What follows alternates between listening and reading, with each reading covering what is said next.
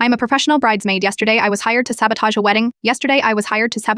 After 67 successful ceremonies. I should have known this request was different, Pardo, but the client was offering $15,000 for one day of work, and rent was due. For 6 years, I built a business being the bridesmaid. Everyone needs, but no one actually has. I am the organized friend for brides without one, the buffer between demanding mothers and stressed daughters, the sober shepherd who gets the drunk college roommate safely into an arbor before she makes a scene. I use a fake name, usually Jen, create a believable freight and disappear after the wedding. I've been everything from a childhood neighbor to a steady abroad roommate. No one questions it because weddings are chaotic, and guests assume they've simply forgotten one person. The email from Alexis arrived with unusual request pert high compensation in the subject line. She explained that her fiancé's ex-girlfriend was marrying a rebound guy, and the wedding was clearly a desperate attempt to prove she'd moved on. Alexis claimed her fiancé was worried his ex was making a terrible mistake. My role: joined the bridal party last minute. One bridesmaid had conveniently dropped out and create enough small disasters to make the bride reconsider this marriage. Red flags were everywhere, but so was the money. $15,000 would cover 3 months of rent and my medical bills from last year's appendectomy. I told myself I just caused minor disruptions, pure nothing that would truly ruin someone's day. Alexis gave me $5,000 cash as a deposit and a USB drive with everything I needed to know about the bride, Eliza, the groom, and the wedding party. That night, reviewing the files, I realized I'd seen the bride before. Eliza had interviewed me for a magazine feature about unusual careers 3 years ago. She'd been genuinely kind and written a thoughtful article that helped my business grow. I broke my own rules and contacted Eliza directly, explaining what Alexis had hired me to do.